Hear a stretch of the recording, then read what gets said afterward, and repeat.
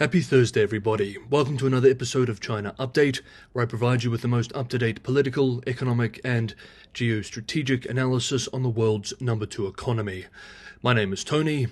Let's jump in. Of course, the big news that the world is discussing is the US re-election of former President and now President-elect Donald Trump.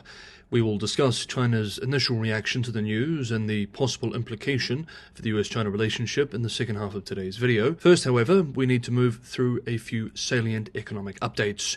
If you enjoyed this episode, don't forget to hit the like button, subscribe if you haven't done so already, and unfortunately, it looks like YouTube just unsubscribed a few hundred people, so if you think you should be subscribed, it's worth checking this now. There are more signs that suggest that after years of pain, there may finally be some stabilization in the economy. As we have discussed in previous videos, with so much stimulus and other support policies, one would hope to see some of these signs. Firstly, the Caixin China General Services Business Activity Index, which provides an independent snapshot of operating conditions in industries such as retail and tourism, came in at 52 in October, up 1.7 points from the previous month. The official services PMI, released by the National Bureau of Statistics, ticked up by 0.2 points to 50.1 last month, returning to expansionary territory after dipping marginally into contraction in September for the first time this year. The surveys suggest that Beijing's late September pivot to more aggressive economic stimulus may be paying off. Meanwhile, the second thing we need to cover, China's real estate market achieved year-on-year growth in October for the first time since February. Sales of newly built and pre-owned homes climbed 3.9% in October from the same period last year, ending a decline that had lasted since February, according to statistics released by the Ministry of Housing and Urban Rural Development. We note that these are official data, so we take them with a grain of salt. We remember that last month, the country's housing ministry, foreign ministry, central bank, and other government agencies rolled out a series of measures to boost the property market. Local governments have also been lifting real estate curbs.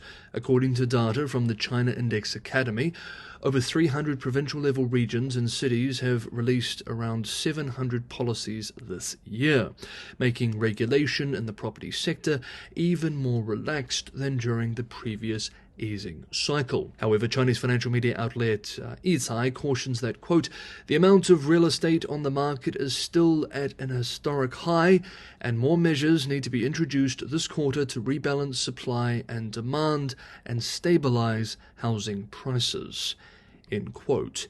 Larry Hu, chief China economist at Macquarie Group, pointing to government support efforts in early 2022, June 2022, early 2023, and May of this year, similarly cautions, quote, in the past 3 years, the sector has had a few false dawns. Each time the housing market initially rebounded on policy easing, but weakened soon after, end quote. And frankly, not all signs in the official data around housing were positive.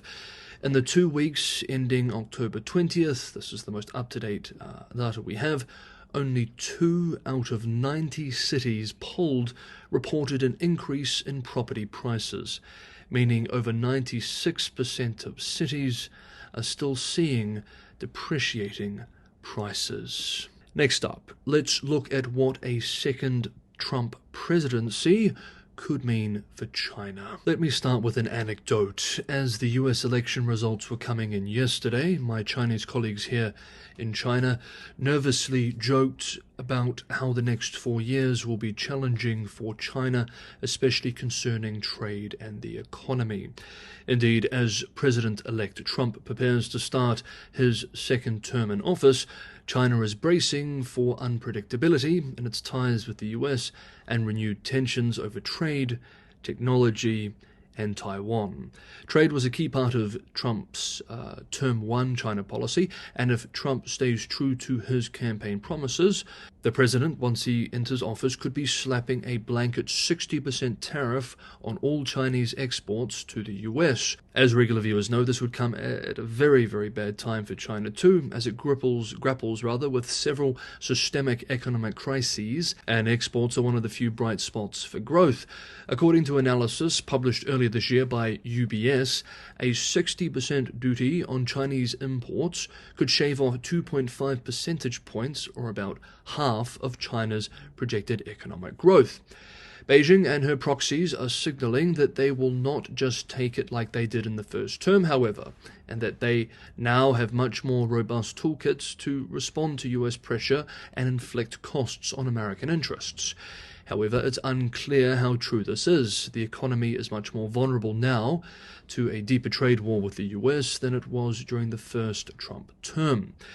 Is an economic war between the US and China likely then? Well, in a piece last week in Foreign Policy, Scott Kennedy, senior advisor and trustee chair in Chinese business and economics at the US-based Center for Strategic and International Studies, argues yes, writing, quote, "The first time around, China responded with proportionate tariff increases and did not directly counter any of the US technology restrictions. The next time may be different. Chinese officials and analysts I've spoken to are tired of being the United States' piñata. More confident about China's economy than many international observers because of its progress in a range of technologies, and with a significant fiscal and monetary space to provide support. They believe the country could weather any fallout if ties take a hit.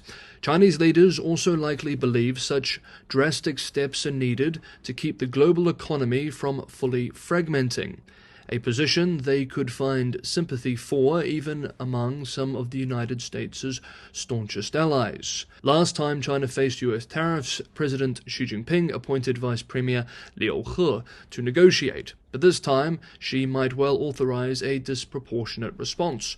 The first step would be to massively penalize a few Fortune 500 US companies. Most vulnerable are those in sectors with capable Chinese alternatives.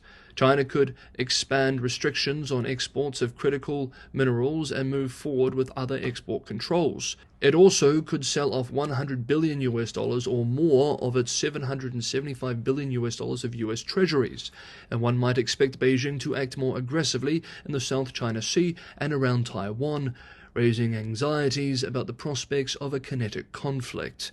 Its biggest weapon, however, may be to allow its currency, the yuan, to fall from its current peg of 7.1 to the dollar to 10, 11, or 12 to the dollar, and if markets don't cooperate, engineer a downward devaluation." End quote. If Kennedy is right, this would be quite an escalation. Frankly, however, in such a scenario, it seems unlikely that the Americans would back down. Other commentators have also argued that China is less likely to act aggressively in the South China Sea and around Taiwan due to the unpredictability of a Trump administration. Of course, only time will tell, and we'll be following daily developments as they happen going forward. Now, I've read over 24 commentaries about this question of what a second Trump term means for China, from analysts across the world and across the political spectrum. One of the best comes from a gentleman we quote often here on China Update, veteran China analyst Bill Bishop. I believe his observations are the most grounded. To end today's video, I wanted to examine some of what he wrote today. We now quote selected excerpts from the piece directly. "It is hard to predict what Trump 2.0 means for US-China relations, but I expect we will likely see a more volatile and tense relationship, at least in the near term. Not all the House of Representative results are in, but it looks like the GOP will control the presidency, the Senate, and the House. That trifecta of control could increase US pressure on Beijing, as the chances rise that some or most of the China Week Senate bills from September would pass both chambers of Congress and Trump would sign them. If the GOP does retain control of the House, then expect renewal of the China Select Committee for another term. The PRC government has only officially reacted to Trump's win with a brief foreign ministry statement that, quote, "We respect the choice of the American people and congratulate Mr. Trump on being elected as President of the United States." End quote. I do wonder if they are disappointed that the vote was decisive. and there is no unrest or credible allegations of voter fraud, issues that would have been useful additives to their anti-American propaganda efforts. Having written throughout the first Trump administration, I think we should believe that he means it when he talks about tariffs, that he sees China as having reneged on his trade deal, that he thinks China and COVID cost him the 2020 election, and that Robert Lighthizer will have a meaningful role in his new administration. And if Lighthizer takes control of the Department of Commerce as part of his role, then the semiconductor controls will be more tightly enforced, if not expanded. There is little clarity as to who will staff China-related policy positions in the next Trump administration. The PRC officials and think tankers have had a hard time getting meetings with China policy folks who might be up for jobs in the administration, whereas I believe they had much more familiarity with who might have gotten those roles in a Harris administration. I would not be surprised if they send former Ambassador Cui Tiankai to Florida imminently, and maybe even bring Liu He out of retirement in some way after January 20, given he is probably the PRC official most experienced in negotiating with Trump and Lighthizer. The PRC will also use its roster of wealthy businessmen to try to influence Trump's policies, including several who were recently in Beijing for a meeting of the advisory board of the School of Economics and Management at Tsinghua University. They may also be able to work through Elon Musk, the richest of them all, and probably the closest of them all now to Donald Trump, and the one with the most exposure to the PRC, given Tesla's reliance on China both for manufacturing and sales. The PRC may find plenty of opportunities with Trump 2.0, from a possible deal with the US over Taiwan, taking credit for a now more likely peace initiative over Ukraine, US disruption of alliances and relationships, further positioning itself as the protector of the global multilateral system and the leader in addressing climate change, intensifying its efforts to delegitimate the US in the global south, and increasing pressure on Chinese and Chinese-American scientists in the US that could lead to more brain drain from the US to the PRC, just as the PRC is ramping up its efforts to become a global science and technology hub by attracting talent from around the world, to name just a few areas. So while there may be more risks from a Trump 2.0 for China, there may also be more opportunities. And we have to assume they have been gaming out a Trump 2.0 administration since at least his last selection as the GOP nominee.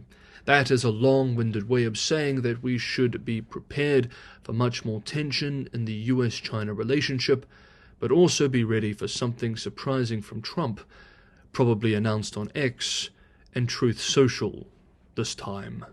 End quote.